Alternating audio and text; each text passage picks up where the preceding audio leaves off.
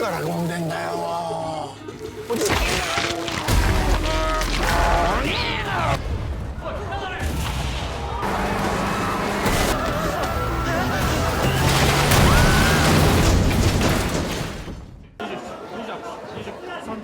周囲よし。よし。もしかして俺死んでる。Hai, balik lagi sama aku Dian di Balai Movie. Di video kali ini kita akan membahas sebuah series terbaru dari Netflix yang berjudul Yu Yu Hakusho. Series ini merupakan adaptasi live action dari serial komik tahun 90-an dengan judul yang sama. Bercerita tentang seorang remaja bernama Yusuke Urameshi yang dibangkitkan dari kematian untuk menjadi seorang detektif alam gaib. Bagaimana keseruannya? Yuk simak alur ceritanya sampai selesai. Tapi sebelum kita ke alur ceritanya, Mimin mau ingetin dulu ya guys, kalau konten ini berisi full spoiler. Jangan lupa untuk like, komen, subscribe, dan nyalakan loncengnya ya. Tanpa berlama-lama lagi, yuk langsung aja kita ke alur ceritanya. Film dibuka dengan memperlihatkan seorang siswa bernama Yusuke Urameshi yang tampak kebingungan melihat tubuhnya diangkat oleh para petugas medis. Tak lama kemudian, sahabat Yusuke yang bernama Keiko juga datang ke tempat itu sambil menangis. Yusuke pun mencoba memanggil Keiko, namun Keiko seperti tidak melihat keberadaannya. Hal ini pun akhirnya membuat Yusuke sadar bahwa dirinya telah meninggal dunia. Dan kini, ia sebagai arwah hanya perlu menunggu malaikat kematian datang menjemputnya. Lantas, bagaimana cerita di balik kematian Yusuke? Jadi, 4 jam sebelumnya, Yusuke masih berada di sekolah seperti siswa pada umumnya. Hari itu, Yusuke menyelamatkan seorang siswa bernama Kirino yang sedang dipalak oleh beberapa anak nakal. Sayangnya, Pak Guru datang di saat yang tidak tepat sehingga ia pun mengira Yusuke sebagai pelakunya. Memang karena penampilan dan sikapnya yang cuek, Yusuke seringkali dicap sebagai anak nakal oleh guru-guru di sekolah. Jadi tak heran, Pak Guru sering memarahinya walaupun terkadang Yusuke tidak melakukan kesalahan apapun. Karena merasa kesal, Yusuke pun bolos sekolah dan pulang ke rumahnya. Di rumah, sang ibu sedang menonton siaran televisi yang menampilkan interview dengan seorang pengusaha bernama Sakyo.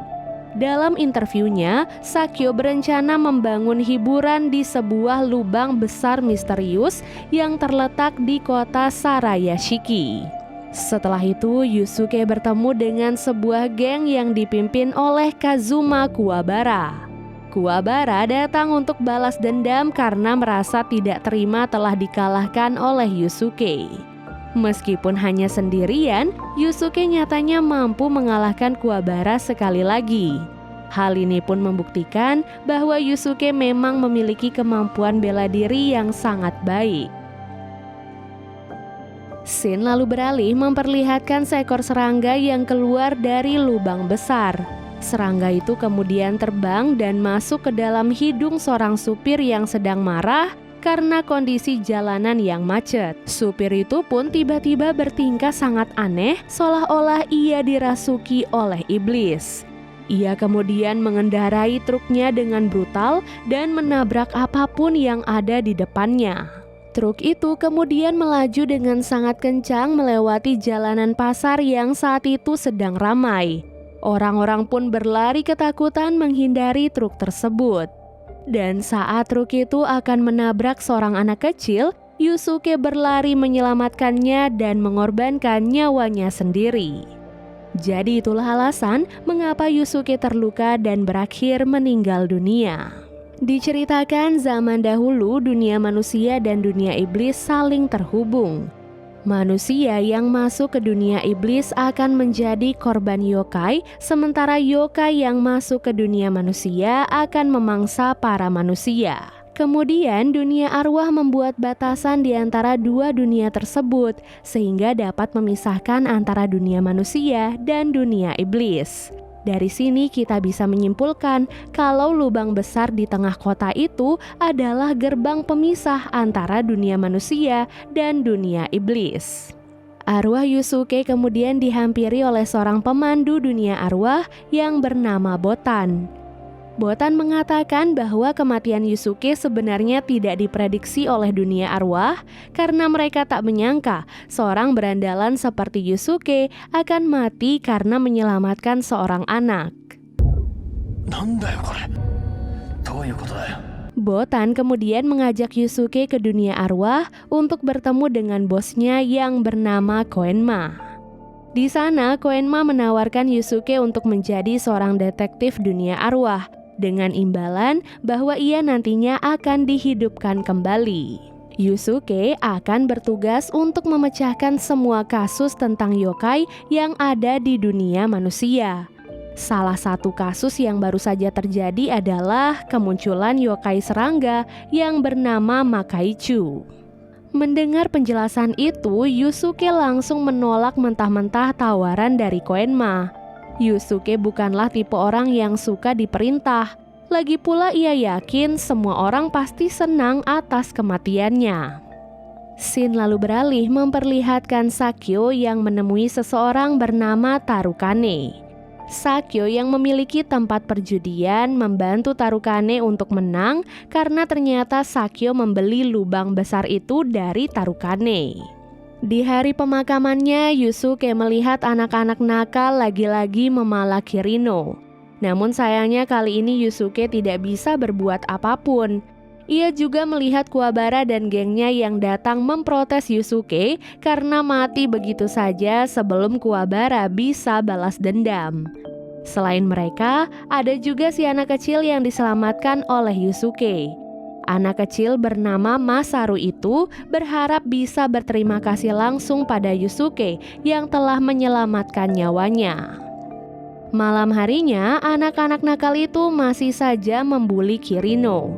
Bahkan saat itu si pemimpin geng berniat membakar Kirino, namun tiba-tiba Kirino dirasuki oleh Makaichu. Kirino kemudian mengamuk dan menghajar semua anak-anak nakal. Teriakan Kirino itu juga didengar oleh Kuwabara dan gengnya yang langsung berlari ke lokasi tersebut. Saat itu, Kirino yang mengamuk menjatuhkan sebuah motor yang bahan bakarnya mengalir ke korek api yang masih menyala. Alhasil saat Kuwabara dan gengnya datang, motor itu pun meledak dan terjadilah kebakaran. Di tempat lain, Yusuke berkata pada Botan kalau ia ingin dihidupkan kembali. Alasannya karena ia tak tega melihat Keiko dan ibunya menangis. Botan pun bersemangat dan langsung memberitahu Koenma. Koenma berkata pembangkitan Yusuke telah berhasil, namun kini situasinya sedang berbahaya. Pasalnya, kebakaran yang disebabkan oleh Kirino kini mulai bergerak ke arah rumah Yusuke.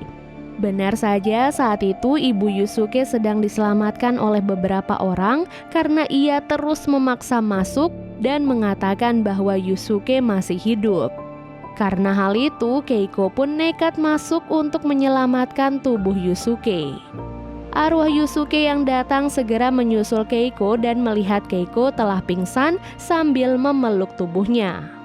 Saat atap rumah akan jatuh menimpa Keiko, arwah Yusuke otomatis menahannya. Entah dari mana kekuatan itu berasal, yang pasti Yusuke rela melakukan apapun perintah Koenma asalkan ia bisa segera dihidupkan demi bisa menyelamatkan Keiko. Tepat saat itulah Yusuke akhirnya berhasil hidup kembali dan membawa Keiko keluar dari rumah. Setelah menyelamatkan Keiko, kini Yusuke mendapatkan tugas penting yaitu menyadarkan Kirino dari yokai Makaichu. Di lokasi kejadian, Kuwabara dan teman-temannya berusaha menyadarkan Kirino yang masih terus mengamuk.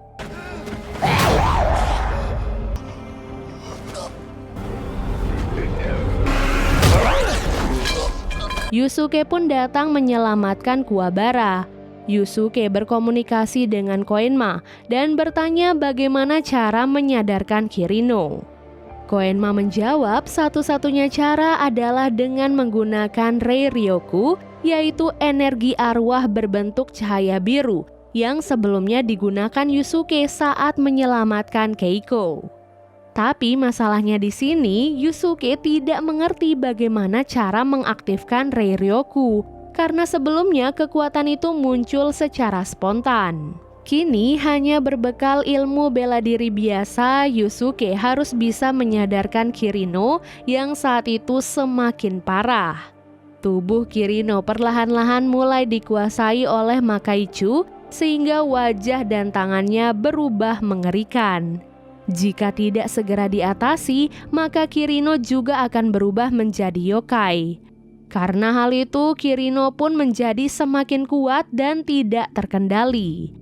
Ia menyerang Yusuke terus-menerus hingga Yusuke terluka di beberapa bagian tubuhnya. Meskipun begitu, Yusuke tetap tidak menyerah dan berusaha menjalankan tugasnya dengan baik. Kirino kemudian menarik sebuah tabung gas yang akhirnya meledak dan membuat mereka berdua terpental. Yusuke pun berusaha bangkit dan menahan tubuh Kirino sambil berusaha menyadarkannya. Dengan sedikit sisa-sisa kesadaran, Kirino memohon pada Yusuke untuk diselamatkan. Perkataan itu pun sukses membangkitkan Rei Ryoku di tubuh Yusuke, dan dengan satu pukulan, Yusuke berhasil mengeluarkan yokai Makaichu dari tubuh Kirino dan langsung membunuhnya.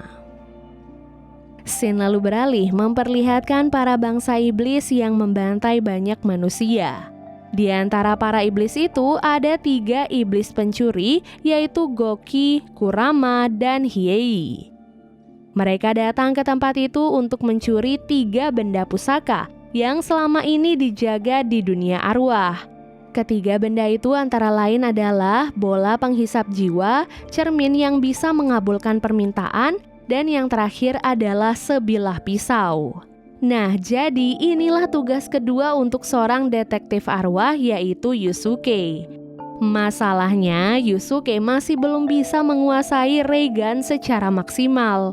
Dengan kondisi seperti itu, Koenma dan Botan tidak yakin Yusuke bisa mengalahkan ketiga iblis tersebut. Tak lama kemudian, mereka pun mendapatkan pemberitahuan tentang Goki yang sudah mulai bergerak menyerap jiwa anak-anak.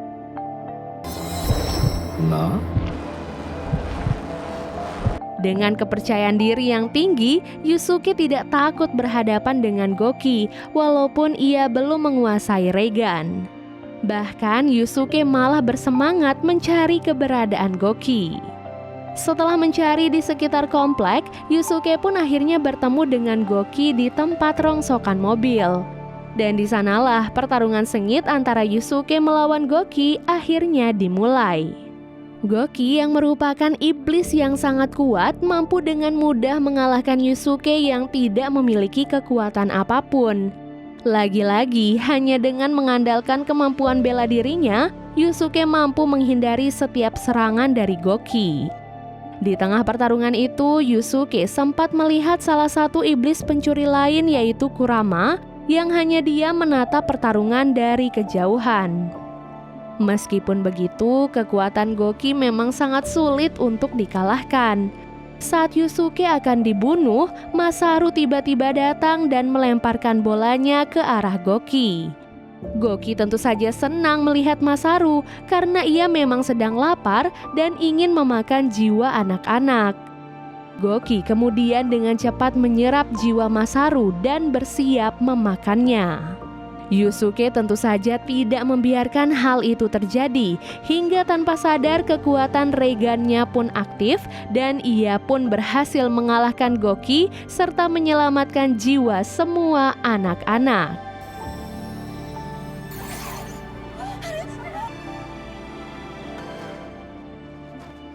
Di waktu yang sama, kita pun diperlihatkan kediaman Tarukane. Di dalam rumahnya, Tarukane mengurung seseorang yang air matanya bisa berubah menjadi batu Hirui. Batu itu kemudian diserahkan pada anak buahnya untuk dijual dengan harga yang sangat mahal. Setelah Tarukane pergi, salah satu pengawalnya mengobati luka tahanan itu dan berjanji bahwa ia akan berusaha membebaskannya. Di tempat lain, Kuwabara mengikuti Yusuke karena ia bisa melihat Botan saat teman-temannya yang lain tidak bisa melihatnya.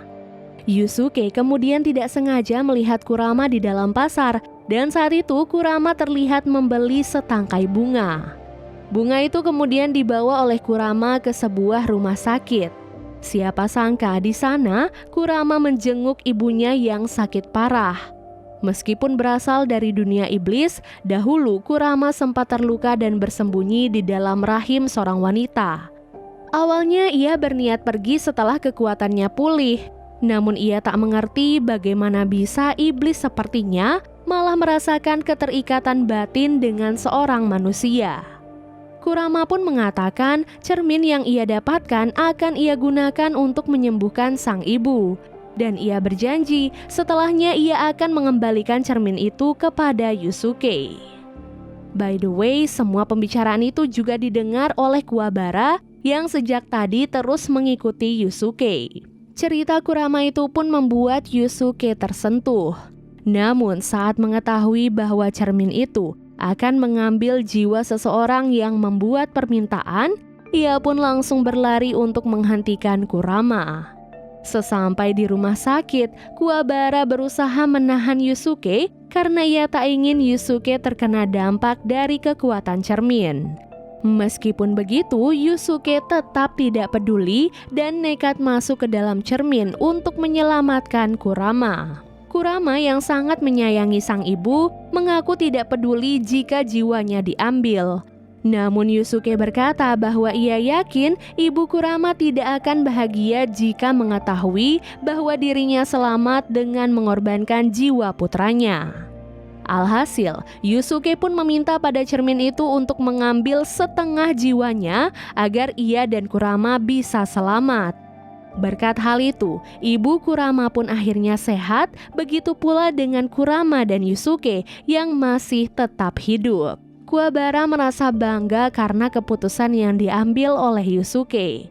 Tanpa sadar, hal ini membuat mereka yang awalnya rival, kini malah menjadi akrab satu sama lain.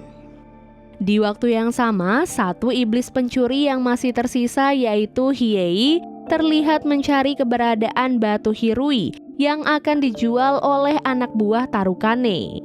Dengan kekuatannya, ia pun berhasil melacak batu itu dan mengambilnya dari anak buah Tarukane.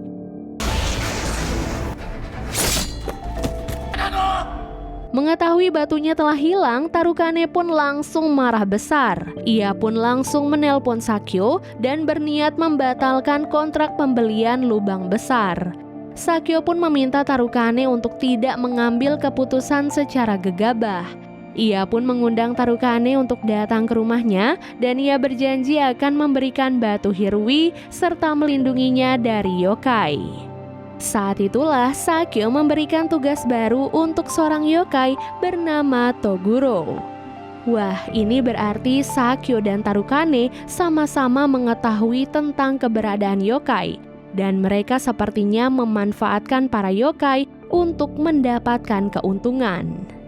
Jadi itu dia guys alur cerita series Yu Yu Hakusho episode 1 dan 2. Kalau teman-teman penasaran dengan alur cerita episode selanjutnya, silahkan komen sebanyak-banyaknya ya guys, supaya Mimin semakin bersemangat untuk melanjutkan alur cerita series ini sampai selesai. Terima kasih banyak sudah menonton dan sampai jumpa. Bye guys!